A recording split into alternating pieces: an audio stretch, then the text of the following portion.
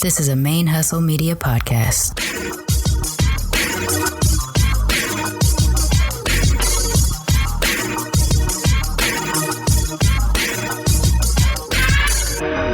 Hello and welcome to the show. My name is Jackie O and you're listening to Militantly Mixed. Yo, this is Rashani from the Single Simulcast. And when I'm not making you laugh or making up parody songs, I'm kicking back, listening to Militantly Mixed. I would like to acknowledge that the Militantly Mixed podcast is recorded on the traditional lands of the Chumash and the Tongva people, and I wish to pay my respects to the people of those nations, both past and present. Hey y'all, welcome to Militantly Mixed, the podcast about race and identity from the mixed race perspective. I am your host, Charmaine, aka Mixed Girl Maine, the busiest mixed race, bisexual, polyamorous, atheist, comic book nerd, cat mom, mask making, Gulf Coast Cosmos, comic book co-owning, Asian American Podcasters Association's Golden Crane Award winning podcaster in this podcasting game. This is episode 125, and I just realized it's taken me, 6 weeks I've been dropping the Golden Crane Award winning podcaster part in there. I don't mean to say that I am an exclusive Golden Crane Award winning podcaster. I am just one of the Golden Crane Award winning podcasters from 2020. I just realized that might sound that way. I didn't mean to do that. Okay, whatever. I'm leaving it in. It's going to stay in. All right, this is episode 125, and we're doing something a little bit different today. I'm speaking to not one, but two guests on this episode. I've only done this on a regular episode of Militantly Mixed one other time when I interviewed sisters who had totally different access to their mixedness. The only other time I do like multiple guests is on my live stream. But this was a lot of fun because I had two guests that had so much crossover. I mean, they had a lot of differences, but they had so much crossover into what brought them together for the purpose of their project that we're going to be talking about today. I don't know. It was just cute. It was fun. We had a whole good vibe. I had a really fun time recording this episode. The crossover that they have, they're both named Jen and Jenny. They are both of Chinese and Ashkenazi Jewish heritage. They both attended schools with Berkeley in the title, UC Berkeley and Berkeley School of Music. They were just fun. I don't know. It was a whole vibe. So we're having them on the show today to talk about this project that they co-created, which is called LUNAR, the Jewish Asian Film Project. And what LUNAR is a community of Asian American Jews collaborating to create a fun and meaningful content about identity. And I mean, by now, y'all know me. This is right up my alley. This is everything that I want in the world is just mixed race content all over the place. I created Militantly Mixed mostly because in the beginning, I wanted to talk to other mixed race people because I realized how mixed my upbringing was and how monoracial my adulthood was. And I was just kind of missing it. So I started doing the show so I could talk to more mixed people. And what grew from that was this very therapeutic community building experience in having these conversations with mixed people from all over the world with all different mixes, I've actually evolved and grown as a mixed person myself. My own identity has been affected by everybody that I've had a chance to have a conversation with. And not only that, I've had opportunities to speak to people, and I'm starting to see an impact I'm having on people in doing this work and doing this project. So I'm all about this. I want more of this thing. And what Jen and Jenny are doing is they're taking their own mix, their Asian and Jewish heritage, and connecting to people like them because the community is probably a lot bigger than they've had access to, but they want to meet more people with a shared experience. And in the way that they met was like that. They met because Jenny had participated in a video where she talked about her mixed Asian and Jewish heritage. And Jen saw it and reached out and they got to chatting. And next thing you know, boom, they've created LUNAR. So LUNAR is going to be launching on February 12th in association with Lunar New Year. And I believe they're going to be sharing a different narrative, one person's narrative every week for, I think they said 11 weeks. It's been over a month since we recorded, and I'm just kind of going off of memory, even though I've recently edited this episode. But yeah, I'm going to post in the show notes how you can access the project so that you can watch it on YouTube. Also, follow them on their social media. On Instagram, they are Asian.Jews. And I believe on Twitter, it's Asian_Jews. But they have a YouTube channel and everything like that. So they could use some subscribers on that so they can claim their vanity handle. But I'm going to put a link to all of that in the show notes. With the idea of this project in mind and my own desire to absorb mixed content from all over the place, I want to start being more intentional about the way that I highlight mixed race content. I do it. If I've read a book or I've seen a TV show or I've listened to a podcast or I'm a guest on a podcast, I have shared that or I reference back to it on a regular basis because it is content that I regularly absorb and I want other people to know about it. I don't want Militantly Mixed to be your only resource for getting your mixed ass life. I do want to be a big chunk of it, to be honest, but I don't want Militantly Mixed to be the only way you get your mixed ass life. So I'm going to be a lot more intentional now in highlighting things that I really hope you access to either gain more insight on your own mixedness or just mixedness in general. And it's with that in mind that I'm going to start by highlighting a book that we've talked about on Militantly Mixed before, but I just want to re-highlight it again. So I want to talk to you today about Squirrel Girl, Coming of Race in the USA, which is a memoir written by Teresa Stovall. Teresa has been on the show before. She was on the show in May of 2020, episode 94. And at the time that I met Teresa, she was promoting her book. It hadn't been released yet. I had it on pre-order, but I was only peripherally aware of Teresa because we were in the same mixed race groups. One that is focused on mixed Black women, one that is more about like academic mixedness, things like that. And so I was peripherally aware of her, but until she started promoting her book, we hadn't actually had a one-on-one conversation. And at the time I recorded the episode with her, I hadn't received her book yet. It was going to be released like a week or so after she and I had talked. So go back and listen to episode 94 just so that you can get some more insight on Auntie Teresa. But purchase and read this book so that you can kind of really see a picture of a mixed race experience from the civil rights era to now, to present. I have to say, this is a full disclosure moment. Teresa is now in my life. She wasn't at the time she was on the show, but she is now. She is a regular part of my life. She is someone that I admire as a mentor, as an auntie, someone that I can collaborate with. We have bounced content ideas off of each other mutually. We can commiserate with each other because we have a very shared experience as ambiguously presenting mixed people who have a very strong Black identity. I'm kind of really grateful that I created Militantly Mixed in 2018 so that I would have the opportunity to meet Teresa in 2020. It's just someone that I really, really value. And I want to highlight the book, not just because I've gotten to know her a lot better, but the book is why I know her. So check this book out. I'm going to read to you the synopsis so that you have an idea of what we're talking about.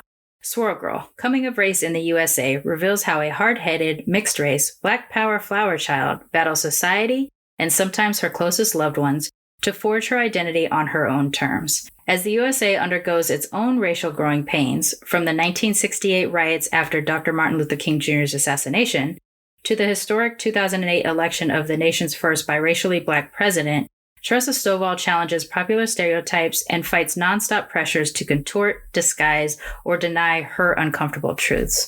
And so this is really meaningful because, you know, I talk about Militantly Mixed in wanting to create this sort of footprint of mixedness that will live on beyond me and the show and all that kind of stuff. I want future mixed people to be able to feel like they weren't alone at any point because, look, there's this audio footprint of people telling their mixed race narratives. I think books and YouTube channels and other podcasts and all that kind of stuff is what we need to do to sort of establish our historical footprint because we didn't just pop up here in the 2020s. We've been here. And our stories sometimes get absorbed monoracially in whatever group we seem to resemble the most. In the case of Teresa and I, we can be really ambiguous. Black people will know we're Black, but other people won't. And we could be accused of either performing Blackness if the people don't know us very well. We can't be identified as white people. We are always people of color in the way that we're identified, but we may not be accurately identified. We get all the same different things, Latinx and Filipino and Korean and things that we're not actually mixed with.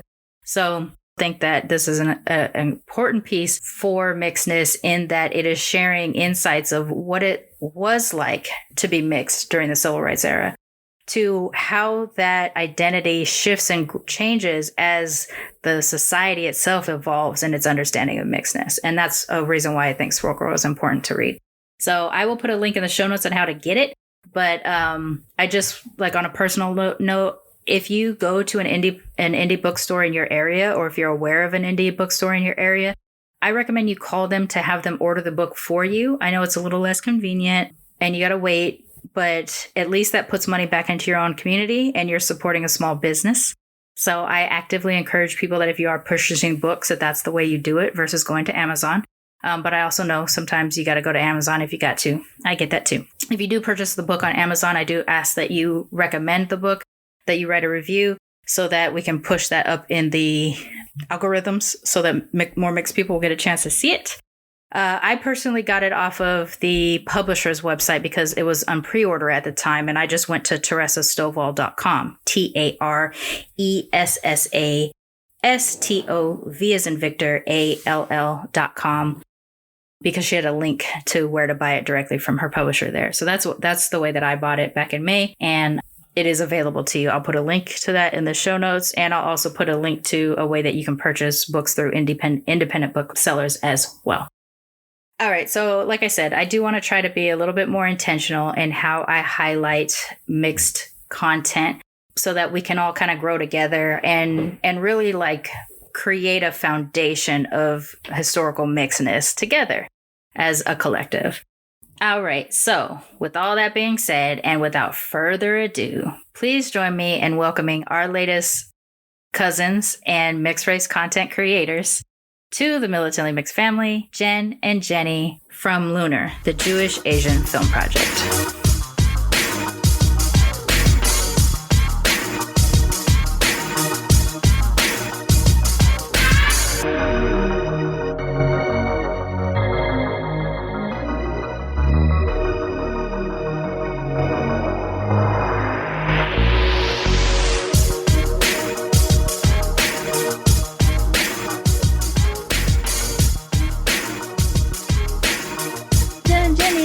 Introduce yourselves and let's get into what we're talking about today.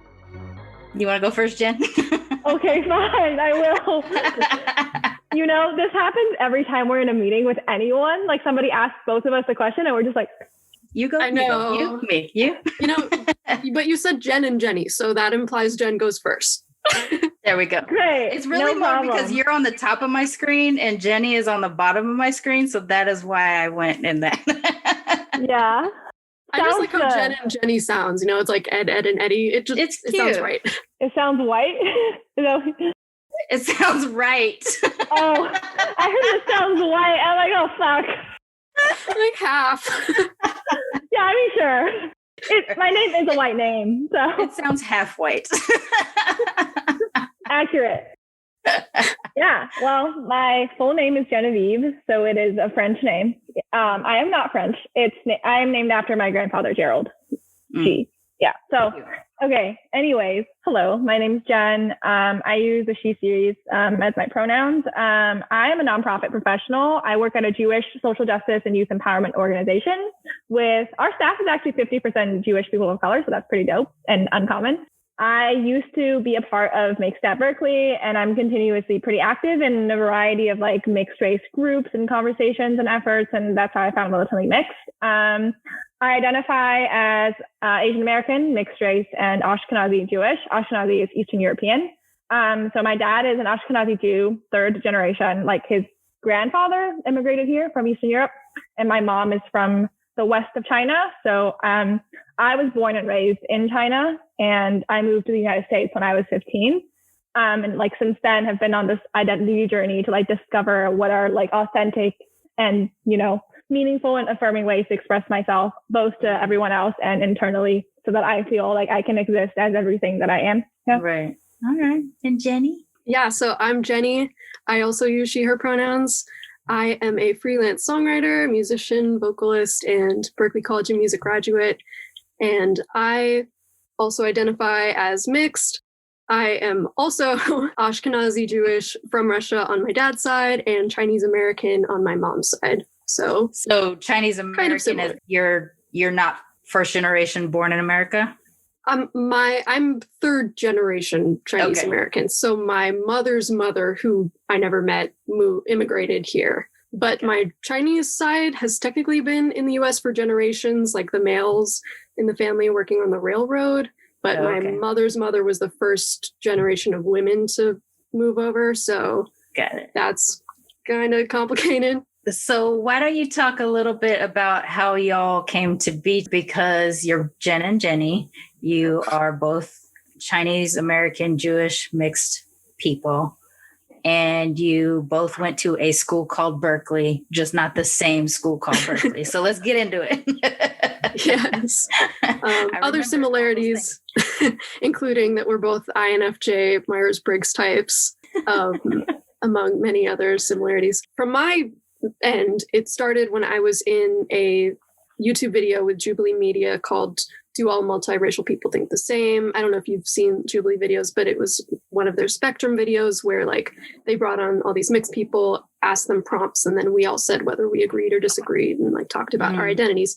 And so Jen saw the video. We were in a lot of the same like Facebook groups for mixed folks, like subtle mixed traits, subtle happy traits, that kind of thing. And Jen messaged me on Facebook like, hey, I'm Jen. I'm also Chinese and Jewish. I saw your video. Hey. And I'm like, oh, wow. Hi. And yeah, it was Jen's idea, I think, to do a Zoom call to find other Chinese Jews and do a Zoom call and talk about our experiences. And I had never met I don't think I had ever met someone who was any kind of Asian and Jewish outside of like my family.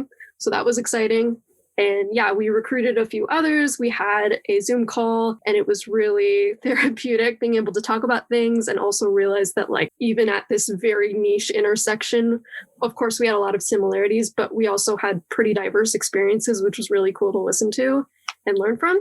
So yeah, that's the spark that like inspired us to ultimately turn it into a video series. Awesome. And Jen, what motivated you to actually hit send on an email to someone who you saw in a video? Well, I mean, I cold email people a lot, right? Because this was before I started at my job, that both at my current job. And when I was working in the staff team of Mixed at Berkeley, I was trying to build a community that didn't yet really exist in Cohesion, right? Like there were like mixed race groups all around. There are Jews of color. Like at my work, where I work specifically with Jews of color youth. So there are like Jews of color groups and there are mixed race groups, like they're like kind of scattered around, but like we're not really coming together in a way. So like when I was working at Mixed at Berkeley, one of the biggest things that I always had to do was just cold email a bunch of mixed people to see if they wanted to work with our organization to get our name out there. So I had established a unique comfort around recruiting, organizing, and retaining mixed race individuals because I was a part of an organization that did just that at UC Berkeley. So I didn't feel weird about messaging a random mixed human because I'd been doing that both online and in person just a lot. So that's what motivated me to hit send on that email. I guess it wasn't an email, it was a Facebook message. But yeah. Okay. One thing I want to get back to something that you kind of mentioned, Jen, and then we'll talk a little bit more about y'all's activities. But you said something to the effect of your Ashkenazi heritage being third generation and your Chinese heritage being that you actually were born and raised there, and then you come here. So you have both a Chinese identity and a Chinese American identity in addition to your mixed identity and your Jewish identity. Can you talk a little bit? When I heard it, I was like, I need to talk about this. Can you talk a little bit about the distinctions between feeling like a Chinese person versus feeling like a Chinese American person? Absolutely. Yeah. So I would say that culturally, I feel a lot more akin to like being a Chinese person than like Chinese American. I think there's a really unique experience that comes with having been born and raised in this country as many Asian Americans and Chinese Americans have. And I didn't really have that growing up because I was growing up in a majority Chinese, like everybody else was Chinese. And I was Chinese, but not precisely, right? So my like lived experience. Mixed to them when you were back home? I think, well, that's a really good question because I think that most of my classmates in China who were Chinese saw me as white, saw me as the thing that I was, but they weren't. It was like, of course, like my close friends and family friends acknowledged that I was like them and Chinese and Chinese, but there was always this sense of wonder, the sense of curiosity or strangeness to them. It was like I would score well on a Chinese test, and then random moms of my friends would be like, wow, look at her, a foreigner who did better than you. But really, I was born and raised there, and I received the same education. Right. Chinese is my first language. So people would say I'm 混血儿, which is mixed. And then people would know that I'm like half, or how they would describe it as like half Chinese and half American being white, because just so like people knew, but I think most people focused a lot more heavily on the white and the American, because that's what was different and other in that country. Right. So, and I don't know, I mean, like, I actually sometimes kind of struggle with identifying as an Asian American, because like I was saying, I didn't have that experience of growing up here as an Asian person. Like the kind of like quintessential experiences people associate with Asian American is like showing up to school with food that was different from everybody else's and being made fun of, or just like random white people in your neighborhood, just like being really like racist, or just like pointing you out as the other, or treating you as an Asian person differently. I didn't experience any of that because I wasn't treated as an Asian person in China, or in a Chinese person, so to speak. So I don't know if that answers. I think that's I think that's also a very specific Asian. And I think even more specific East Asian thing of like, whatever's not the Asian is the other. If it's American, it's white. And then you flip over here, and now the exotic is the Asian and not the American. Like, I don't feel like I have that conversation with anybody but mixed Asians, where we're trying to explain like how we don't even get to be Asian at all in some spaces, in some Asian spaces as mixed folks, but then we cross over to this side and we get to be only Asian in some cases, or whatever the mix is. Why don't we talk a little bit about after the email went through and y'all connected, what were these conversations, these video conversations like? We did like conversations like the Zoom call that we had? Yeah, like what sparked after you guys got talking the first time? Well, one thing is that we decided we wanted to expand it to like all Asian American Jews, not just Chinese Jews, which I'm really glad we made that choice, because we met so many awesome people and heard so many awesome stories. And one of our participants in that original Zoom call connected us to this grant opportunity with Jews of Color Initiative, and we got the grant. So then we had the funds to start making this video series, which then from there has expanded to like a community. We do like Zoom hangouts, and we have social media now, and we have like a big WhatsApp group chat, and we're expanding from there and planning things like educational events and merch, and it just blossomed into something beyond that initial spark. So it's been really fun. Mm-hmm. Well, I think that like what really moved me about the whole process of creating this project is that what people really, like my biggest takeaway from it was that through filming those videos, people's biggest like joy wasn't like necessarily the world. I mean, that's an important part of it, right? Visibilizing Asian American representation and experiences. But it was just like the fact that we gave folks a platform to speak about that specific intersection with each other, and to kind of bounce off of each other and hear themselves reflected in the other folks' experiences, and just to have a community of folks who fully understood them in a way. And so because the most important aspect of that to us, what I saw was the community, we kind of decided to, maybe focus on that in the future. So, yeah. Yeah. One of our big values as LUNAR is like, we make this content for our community first. Like, yes, it is for everyone. It is for the larger like Jewish community, Asian American community, but we are not like putting ourselves on display to fascinate white people. Right. Like exactly. Our goal is like affirming ourselves first and taking care of ourselves. Mm-hmm. So y'all mentioned that it originally starts out as Chinese, Jewish, and then you expand to other Asian Americans. Is there also a similar kind of different level of Jewish folks? Like you've got your Ashkenazi folks, but then you have Hebrew folks, and folks that kind of are Jewish descent through other countries. Do you also have that dynamic happening, or is it predominantly like Eastern European Jewish, mixed American, Asian folks? We have diversity in that we are all Jewish in different ways. Some of us are secular, some of us are super observant, many of us are somewhere in between, different, just like some of us have Jewish dads, Jewish moms. Some of us are adoptees who don't have any Jewish parents, or who have, two Jewish parents who, like, we have one participant whose parents are secular, but they themselves like are Orthodox. There's a range like religiously. So, and also not all of our participants are ethnically Jewish. Like Jen and I are, but some of them, are converts, are adoptees.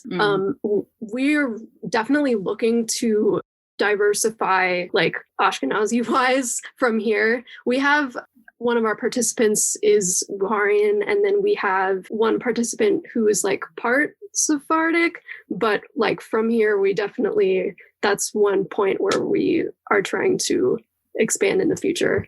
But it was kind of based on just the people that applied to our project, which it's never easy to like hit all the diversity boxes, Best intentions, whenever we start doing any kind of like mixed ethnicity or mixed culture work, the whole goal is like first get people who instantly need it, like right away, I need to have community. And from there, what happens? The first year of Militantly Mixed, my guests were almost predominantly Black, white, biracial.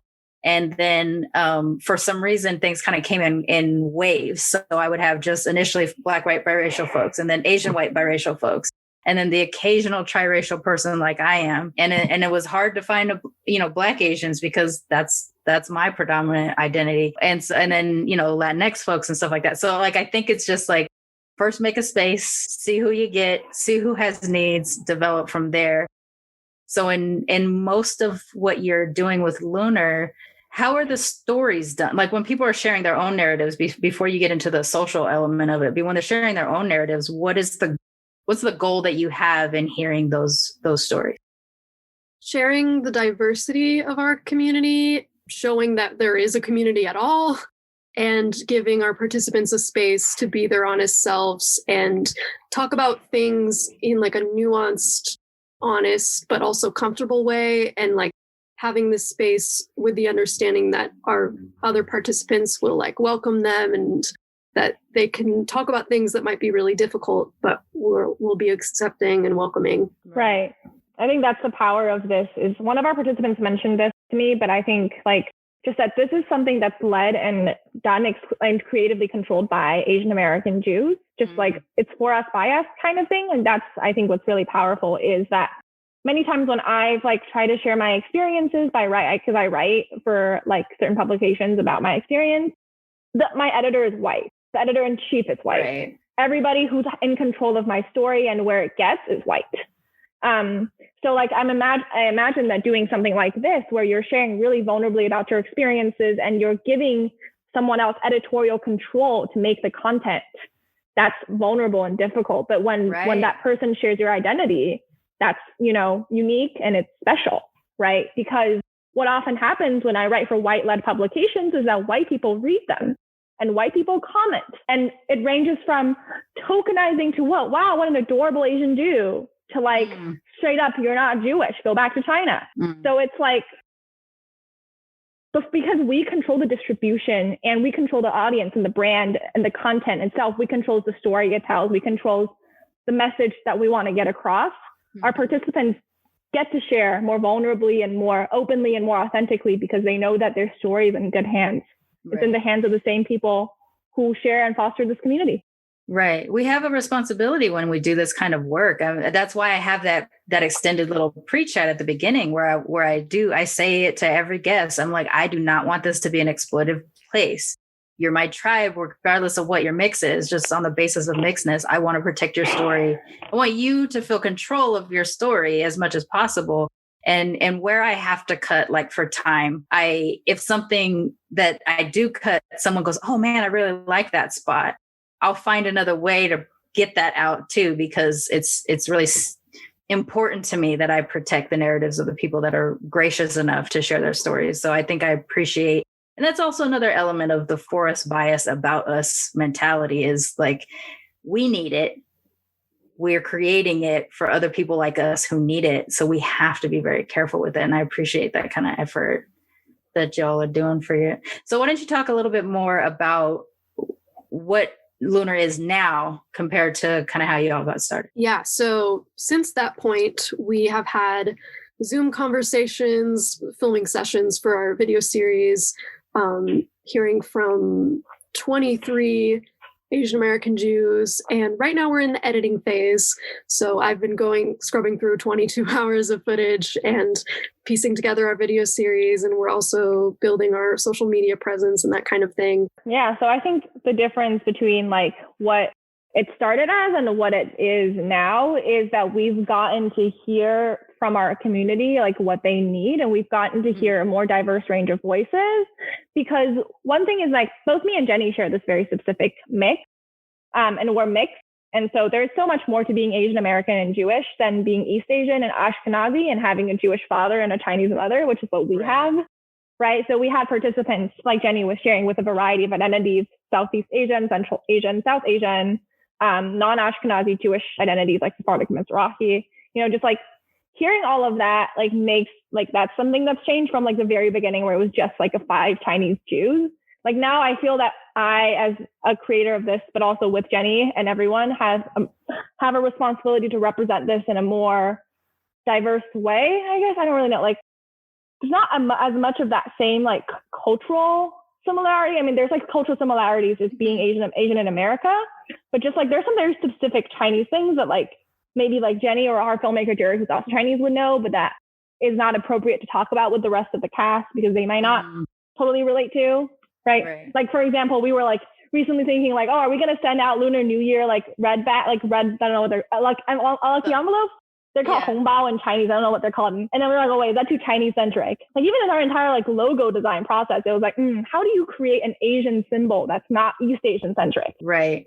So we've had to consider philosophically a lot around that. Like, how do you represent a Pan-Asian identity? Because initially it was just Chinese Jews, right? In our first video call. Yeah. And that's, I mean, it's, I think there's also a fairness too, in like whatever your origin is, how you get into the room, starts with you being Chinese, Jewish American folks, and you're trying to connect with your tribe. I think that's what we do. We try to find people that are like us.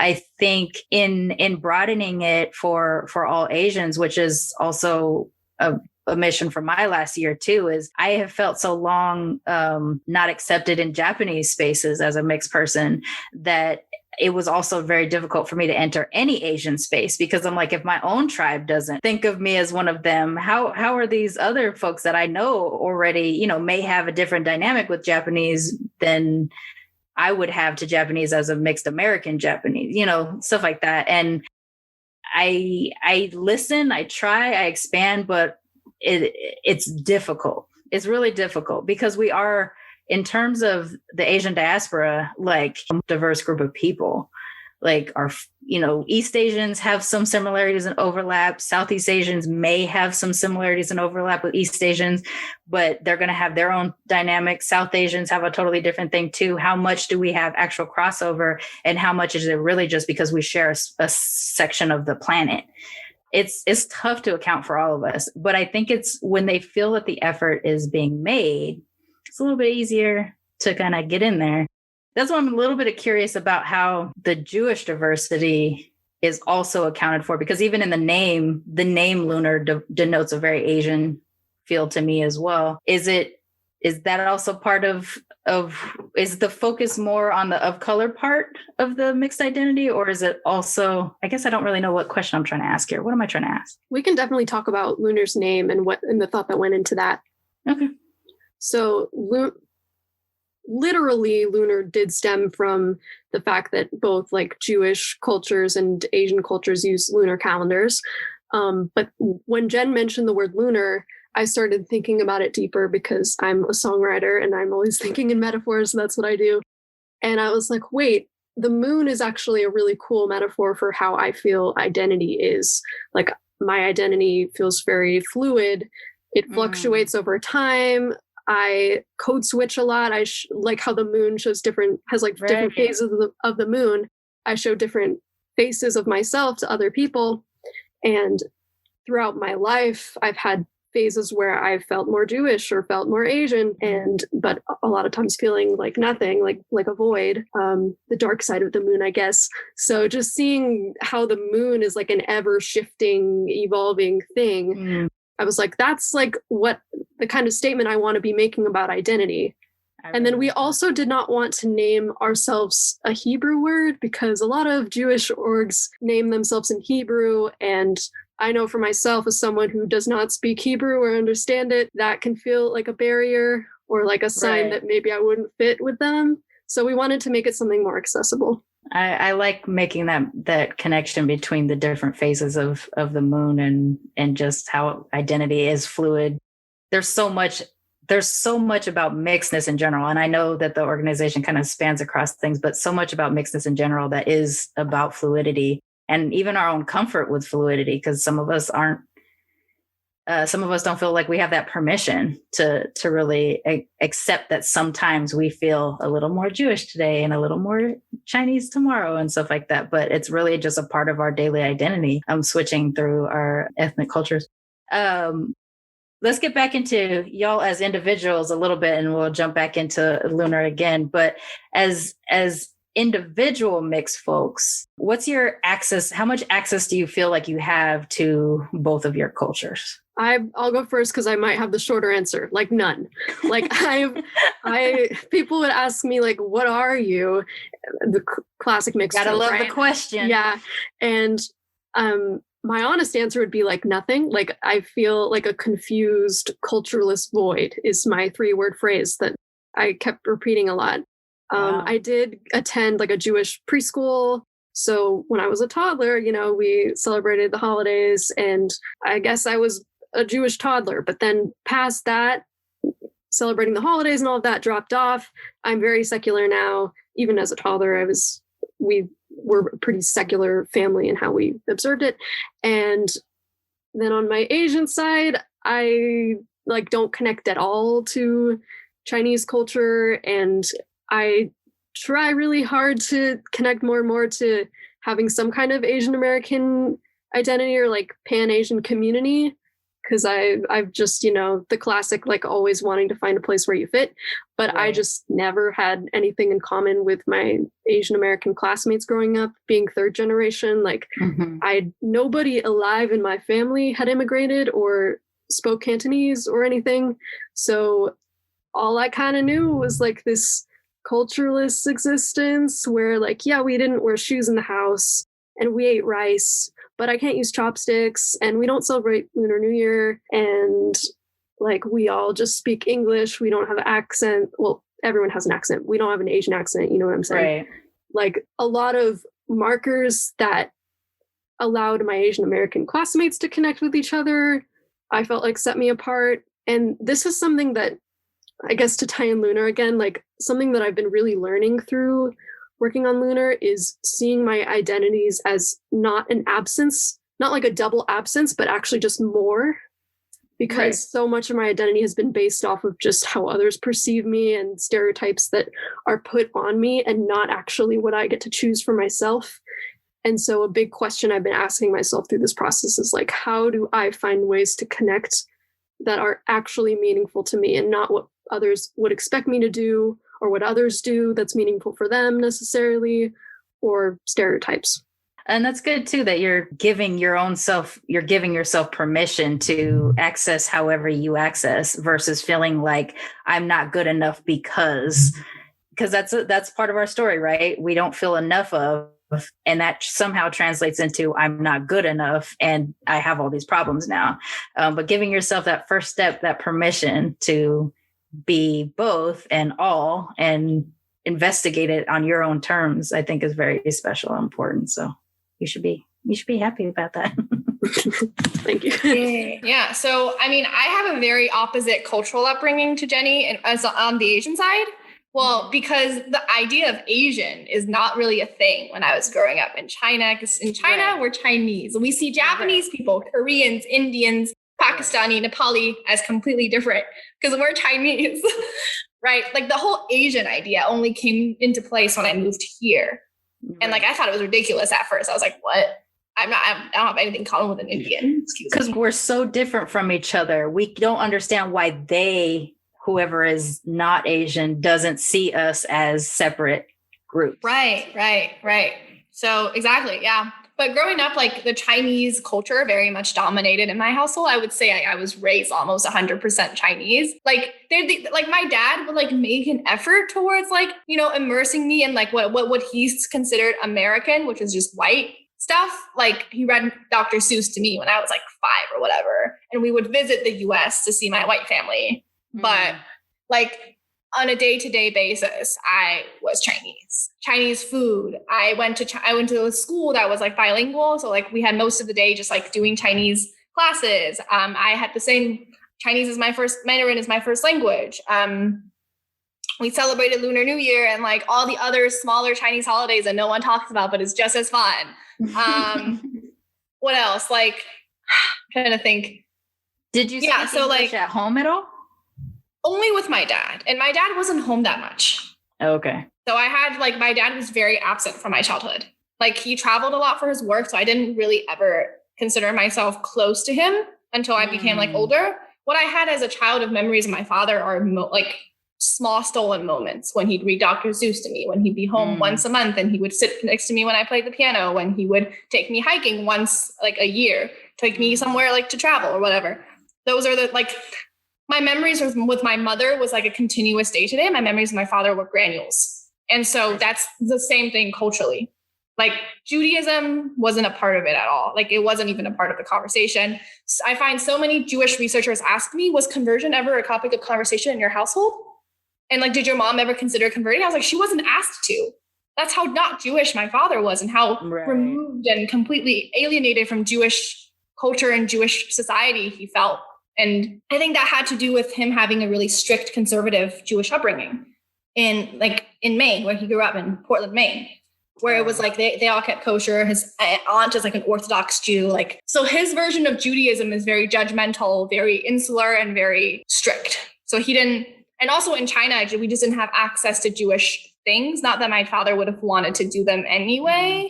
Right. So yeah, I only really came into Judaism in adulthood. Really. So if you want me to expand on that, I can. But yeah, just seeking it out for myself and choosing to want to learn more and choosing to want to celebrate this part of myself, because it did help me find harmony in a way. Because growing up, to me, my dual identity was Chinese and American. And that felt like a conflict of values. That felt like a conflict of individuality versus collectivism, you know, conformity versus choosing what you want to do for yourself and feeling good with that. Right. Just like, that's what the conflict was. And even the values around women and gender. But being in part of Jewish culture and being more Jewish has allowed me to like see the similarities between my two identities, because both Chinese and Jewish are like ancient, like thousands-year-old cultures. They're both diasporas. They both have strong values around community and family. Both of them have emphasis on education, and some of the same stereotypes even confront both groups. So that's allowed me to feel a lot more fused as a person, being Jewish, because before it just felt completely separate and completely different and very pulling apart almost. Has hearing the narratives of the people who have participated in your project helped either of you in your individual identities? Oh, definitely. I mean, definitely made me feel less alone. Like, it's cheesy, but that's just true. That could literally be the middle name of this show is hearing somebody tell a story made me feel less alone. I know. I feel like after editing through 22 hours of footage, I'm very conscious of what comes up a lot and not wanting to regurgitate those, but some things just really resonate. Like, I also, slightly to add on to what I said for the previous question, I also felt my identities were very separate, but I felt that my Asian identity was very external and my Jewish identity was very internal, because I'm told I'm pretty Asian passing, but when I was a kid, I was very, very Asian passing. Like, I don't think anybody thought I was part white. I was more tan, and my hair texture, just like my features looked more Asian passing. And for a while, I didn't even know that I was part white because I didn't know how babies were made. So I didn't realize that I was, half my mom, half my dad. But so people perceive me that way, but I didn't have anything to show for it. Like, I felt like the classic racial imposter syndrome. Like, I felt like I was a fake Asian, but everyone saw me that way. And then we don't really have much contact with my Asian family. Like I've met them maybe twice, whereas my Jewish side of the family, we would visit like every year, every 2 years.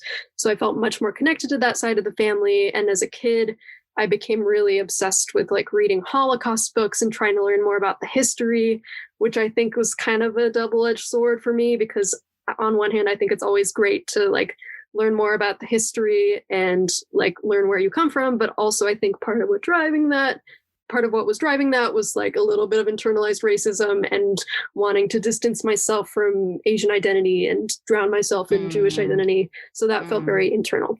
But yes, hearing all these stories from our cast and just hearing the variety of like different experiences that can all stem from the same seeds of like being told you're not enough, being rejected from the Jewish community and or the Asian community, like seeing how some folks rebelled against stereotypes and some folks clung to stereotypes, seeing the difference in like how you're raised and how your parents ingrain or don't ingrain cultural things, how you carry cultural, what's called generational trauma, like how you carry that and pass that on or not pass that on.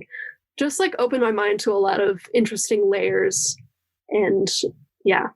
I would say like same. Yeah. So like definitely hearing some of the anecdotes that people share regarding like how they felt tokenized at their college Jewish center or just growing up doing Lunar New Year with their Chinese family or like certain cultural things that's been like relatable.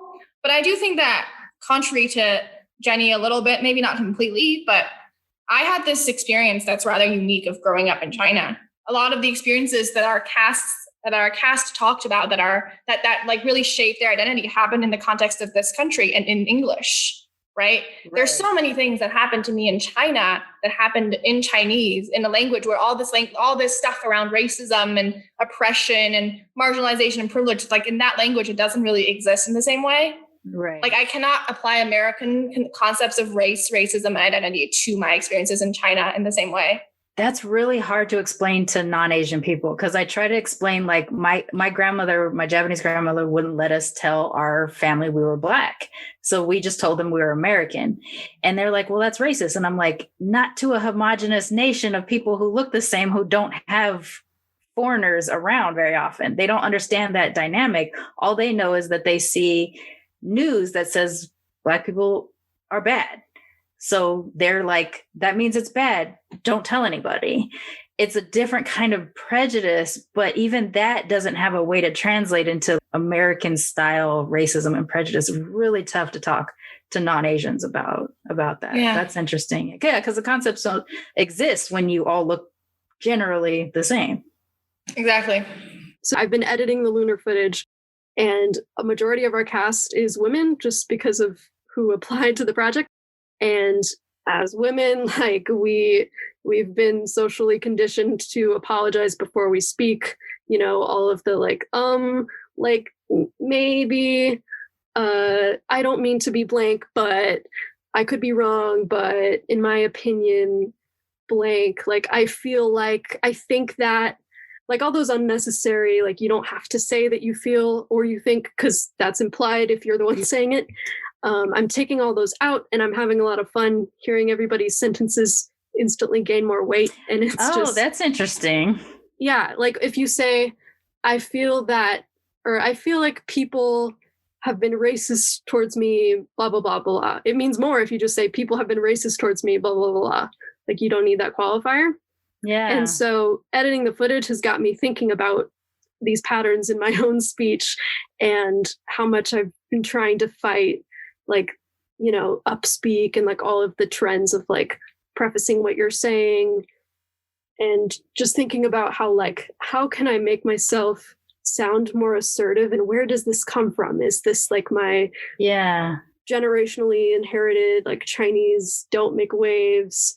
Is it me as like a woman or like as a mixed woman, like navigating different groups and not wanting to offend anyone, and being so used to try to like shape myself into whatever specific group needs me to be in that space, in that moment, that I'm constantly watching my words and trying to make them fit.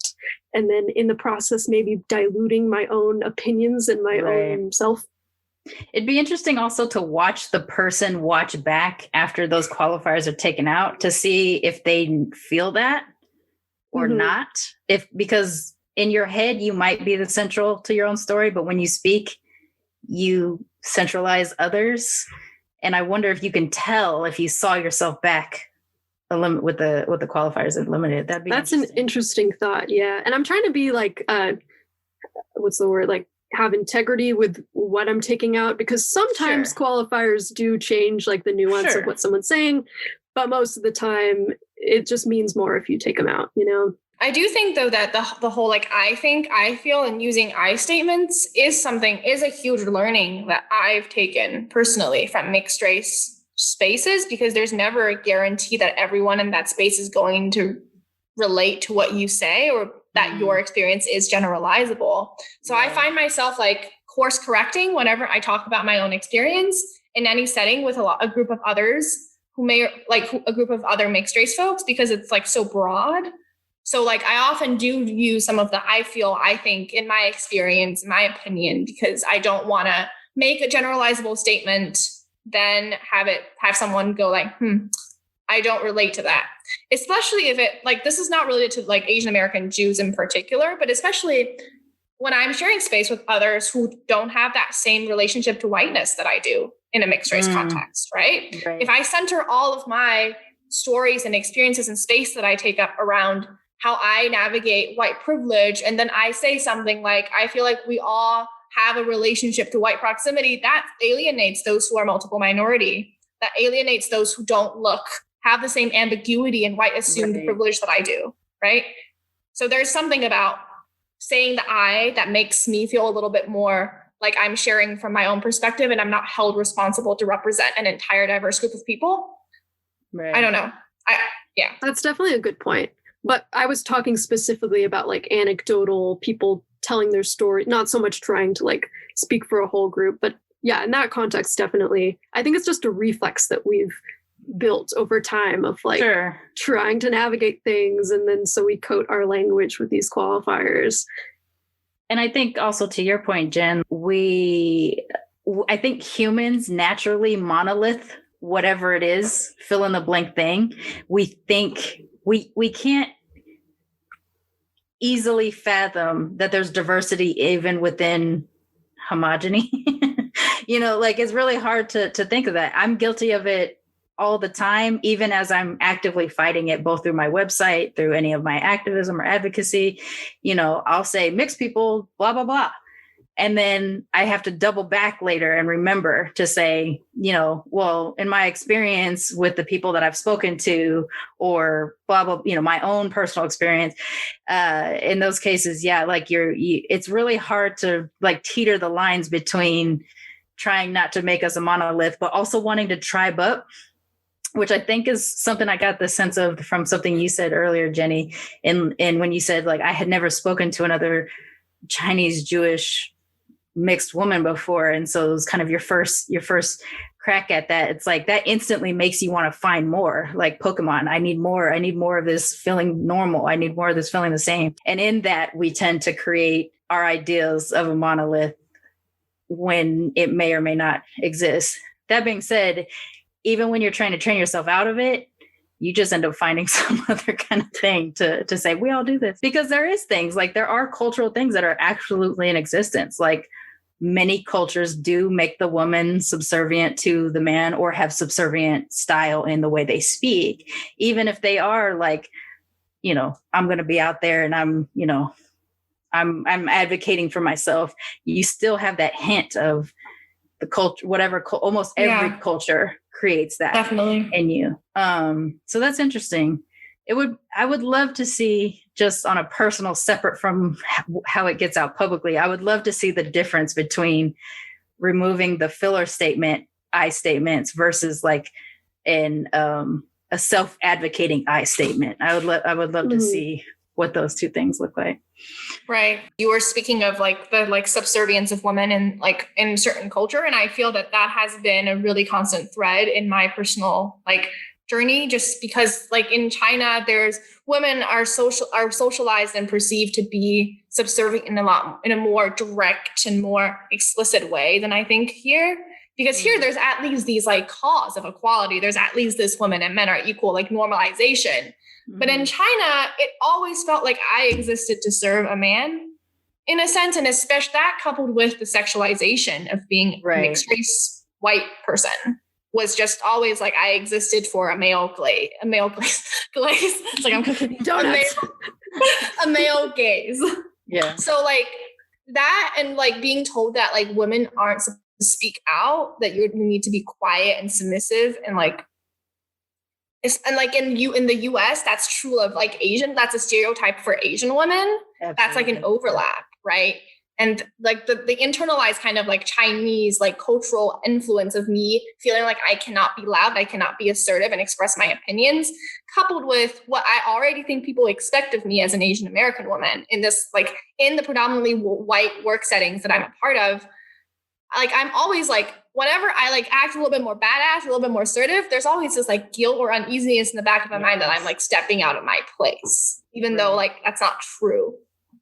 So I used to actively say, if I was being more assertive, I would be like, well, I'm Black, so I can do this. If I was supposed to be Japanese at that moment, you know, like I would actively do that thing where it was just like, yeah, my Japanese side, yeah, she's submissive, but this Black woman, you know, like, you know, you really had to like look at yourself sometimes and wonder like, what are the things that are internalized in terms of, you know, stereotypes and things like that and how they impact you. But that, and going back to something you also said earlier, Jen, the idea, the concept of Asianness, because I was in a Japanese bubble, not even a Japanese American bubble, but like my Japanese grandmother's house, even though we were in America felt very Japanese. I never felt like I was Asian, because Japanese have this thing of like, we're Japanese. Y'all could be Asian if you want. But we're an island, we're separate. And it's really only here in the States that I think we kind of unify or we at least attempt to unify as Asians. And it's probably because we don't really feel a whole lot of acceptance in like back home spaces, if that makes sense. So it's interesting that those concepts that do overlap, some of probably more Eastern Asian than anything else, that like sense of guilt for making waves, like, versus like we here in the States could actually stand out as individuals if we wanted to. But though to be raised in those two different cultures, it's really weird, especially if like when I go to my grandma's house, I'm Japanese, I'm obedient, I have deference to the older generation. But then I walk outside and I'm just like, you're going to hear me. You know? It's really a strange aspect of being a mixed Asian, I think, in particular. So guilt. Let's talk about guilt before we start to really wrap up. Because I think in terms of straight up stereotypes, let's start at stereotypes and work our way to more actual things. In terms of straight up stereotypes, many Asian cultures, and 100% the way Americans view Jews, have a hardcore like Jewish guilt, Asian guilt mentality. And our families have beat that into us, whether they're from back home or they are from here. We like perpetuate that stereotype, or at least myself, my family, and a lot of people that I've talked to said that. How do you maneuver guilt as a mixed Asian and Jewish person? That's an amazing question. I'm so glad you asked that. I feel like I eat, sleep, and breathe guilt. Like, right? I mean, like, I'm joking about it because that's what we do, like defense mechanism, right? But like, actually, in like a joking and also serious way, I feel like guilt is something that is maybe one of the strongest ways that I connect to my heritage, because I don't pass any of the tests of like, I don't speak the language, I can't use chopsticks, I don't eat authentic foods, blah, blah, blah, blah. But the ways that my inherited generational trauma has manifested in me is just a lot of guilt. So like guilt if I waste food, guilt if I spend too much, guilt if I make a mistake. Like, I just feel guilt a lot. And it definitely does feel like a common thread of both sides, and maybe like both a symptom and a cause of like the model minority myth that gets complicated. And it's only been this past year where I really made that connection of like, wait, this is where the guilt comes from. It's not that something's wrong with me. It's that my ancestors have been through a lot of shit. And this is just the result of that. And I'm living it, but I got to stop the cycle somehow. So what's a healthy way to like acknowledge what my ancestors have been through, but then recontextualize it in this modern setting? Like, okay, I don't need to ration my food this way. I'm not living in wartime and famine. Well, okay, now it's 2021. I don't want to jinx anything, but, you know, like recontextualizing it, figuring out how. I think the first step is just like learning about where it comes from and like acknowledging it. But it definitely is something that I still struggle with a ton. And yeah, I felt very seen just by the fact that you asked that question. I'm happy I could provide that service. Yeah, no, I just want to like shout out to you because you've demonstrated so much more knowledge of the Jewish diaspora than many other non-Jewish POC that I talk to. And that's like amazing to me. Luckily, I've gotten to talk to a lot of mixed Jewish people on this show. And so like those little morsels of information kind of get in there, and I'm trying to understand. I mean, everything that I ask is all selfishly for me to try to understand, even though technically it's for the show. Nice. Okay, nice. So I would say like guilt in my life manifests a lot in terms of, oh my God, I'm like messing this up. I'm trying to think what I was trying to say. I had this whole speech thought out in my mind and now it's just gone. Don't feel guilty. Oh my God. Like, okay, yeah. So there's similarly to Jenny, there's guilt around money spending, and like both my parents are extremely frugal. And it's just, well, not to the extreme degree that Jenny's parents are, but I'm not sure if she wants you to share that information. I can share that after you're done if you want. I don't mind. Yeah. Right. But there's always been this, like, I remember like going to the market with my mom and hearing her like barter with the like person selling vegetables, and me taking extreme pride as a 13-year-old how well I bartered at the market when we were traveling to like a different province of China. I was like, look, Mom, this is 150 RMB. I got it for 30. Just like that being like a source of pride. It was just like how much money I could save and how stingy I was like, just like, and same thing with like my dad. Like, I think my household, like both my parents kind of moved away from like the more traditional aspects of guilt in their culture a little bit. And our particular family dynamic makes it so that it's hard for them to directly guilt me. Okay. Because it would incite an emotional response that neither of them would really want to deal with. So like, they don't really like guilt me directly, like, oh, you should do whatever.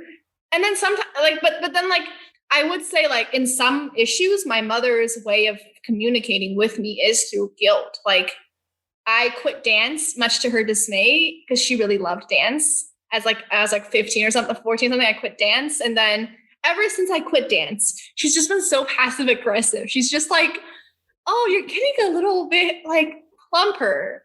What about dance? Oh, have you thought about dance? Just like right. Trying to be really nice about it, but also just like impose her opinion on me. It's kind of funny. And then I told her to stop, so she stopped. But the other aspect of guilt, I think, comes from like constantly pushing myself academically, because I feel like otherwise I wouldn't live up to the model minority of both my sides. Because Jews and Asians are expected to be smart. Right. And if I am not smart enough, I will have failed my ancestors. Right. Like literally I remember when I was like in like some elementary school in China, I did really well on a math test. Random mom of my friend goes, it's because you're Jewish. Jews are so smart.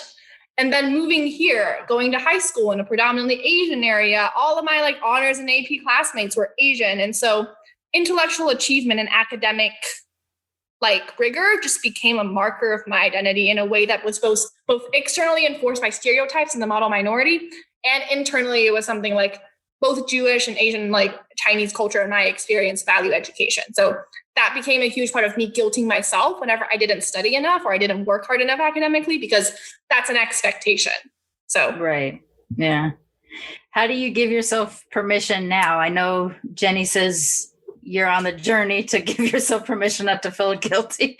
What are you doing to combat any of that? I guess it's probably not as heavy for you, Jen, since they don't get to really guilt you as much. But how do you deal with it internally? I kind of just try not to let it get to me. I don't really know if I have a specific method. I think I just kind of lean into the fact that I am creating an image of who I am. And this is me. This is my own shit, and that I spent so much of my life feeling bad that I didn't fit someone else's idea. Like in China, feeling this mismatch between what people perceive me as white American and what I really truly felt culturally Chinese. Coming here and it's kind of ironic because in many ways I do fit the stereotypes of being an Asian Jew. I did go to UC Berkeley. I am actually pretty good at math. And I am a pretty intellectually driven person. I feel pretty brainy as a person, but it's just just trying to realize that there's complexity to who I am and that I don't have to let the fact I have to make sure that I'm processing this as we speak, but I have to make sure that when I choose something, it's of my own volition and not because my culture has told me I should be, right? Yeah. So that's the philosophical journey. I don't know that I'm actually completely rid of this guilt or this feeling of being tethered to the expectations of my culture and my family. Yeah. We would definitely deal with this kind of stuff forever. I mean, however much work we do on ourselves. And I would say that I can chart a whole lot of growth for myself in terms of my identity through just doing the show alone and kind of hearing me from the beginning to hearing me now. But that being said, a moment happens and the ancestors are looking down on me and I just dishonored them. And, and this is this invisible thing that is hanging over my shoulder because of the way that I was raised. It's every now and then creeps in, regardless of whether I believe it or not. It's just there. And it's just a part of the way that I was brought up. And so it creeps in every now and then. So, we'll live with it. We'll do the best that we can. That is really interesting. The idea of you being American in China and Chinese in America is such a different part of the mixed race experience that I'm only recently starting to encounter. It was the place that you feel at home most, they think of you as different and vice versa. So there's that. I think that's why we need to tribe up as mixed race people in general, is because we can actually have that conversation and be like, where do we fit? There's not this mythical mixed race island somewhere where we can all be whole. We have to do it. We have to do it with ourselves. All right. So we are coming a little bit to the end of this, and this has been a lot of fun. I really like the similarities between y'all, but also the differences and just how that has motivated you to do this project. But before we talk about how people can access it and everything like that, I always ask my guests. And so we'll take turns. Since I asked Jen to speak first, I'll ask Jenny to speak first this time, and then we'll go back. But I like to ask all of my guests, what do you love most about being a mixed person? What I love most is that it's forced me in a weird way to find myself a lot sooner than I maybe otherwise would have had to if I was monoracial, because I just never fit into a box. I'd never fit the stereotypes. I'm a funk disco musician. When people think of Asian musician, they think of violin or piano, and I do funk music. So I've just never fit the stereotypes at all, and there was no hope of me even trying. So because I didn't have the role models to look up to or the stereotypes to fit or just a guideline for how to live my life, I had to figure that out on my own a lot sooner than many of my peers had to, and ultimately I'm super grateful for that. And Jen? I think what I love most about being mixed, and I just did the I think thing, but I'm going to be assertive.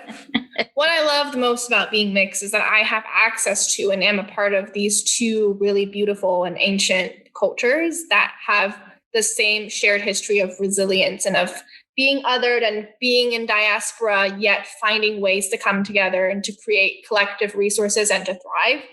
I think that's what Jews and Asians, or not even Asians, just Chinese folks specifically share.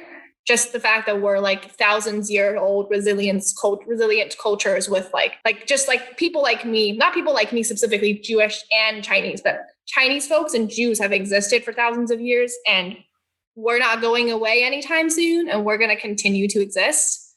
And we're here to be, we're going to be resilient, and we're going to pass our traditions and our ritual and our culture down generation to generation. And I'm a part of a long, long arc of existence and of community. 2 long arcs. I don't have one, I have 2. Right.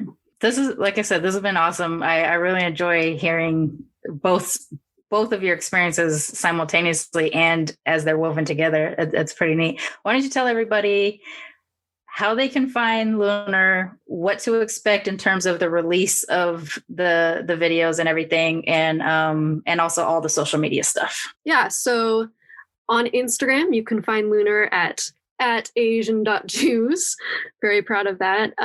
We did park a Twitter that we will probably be posting on at some point at Asian_Jews. Currently, our website is hosted on Behol Lashon, globaljews.org/videos/LUNAR. We will be starting a YouTube channel pretty soon, and we have a Facebook page, LUNAR, the Jewish Asian Film Project. And we will be debuting our video series starting Lunar New Year, February 12th, and then releasing videos about weekly through the spring through to like April and beyond. And we have lots planned. We're planning some community hangouts on Zoom and some Zoom events. And yeah, a lot is in store, and we're really excited about it. I can also share, I guess, my personal socials. Yeah, so I'm a musician, and I'm also working on a song and music video documentary project about being mixed. So I'll probably hit you up again when I'm closer to debuting that. But better. Yeah. So my personal Instagram is at jenny.rudolph. That's Jenny with an I, because when I was 11, I wanted to be special. So I chose to spell it that way. And then my website, jennyrudolph.com. I got a YouTube channel that's just Jenny Rudolph. But yeah, thank you so much for having us on. This was really fun. I appreciate it. Yeah, it was a lot of therapeutic, fun. As always.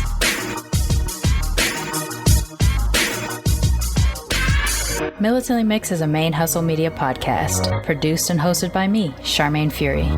Music is by David Bogan the One. You can follow us on social media on Twitter, Instagram, and Facebook at Militantly Mixed. If you'd like to become a sponsor of Militantly Mixed, please go to patreon.com/militantlymixed for monthly sponsorship, or paypal.me/militantlymixed for a one-time only donation. And if you like what you hear on Militantly Mixed, please subscribe, rate, and review on iTunes or wherever you listen to podcasts. And don't forget to be your mixed-ass self. ManeHustle Media. Turn your side hustle into your main hustle.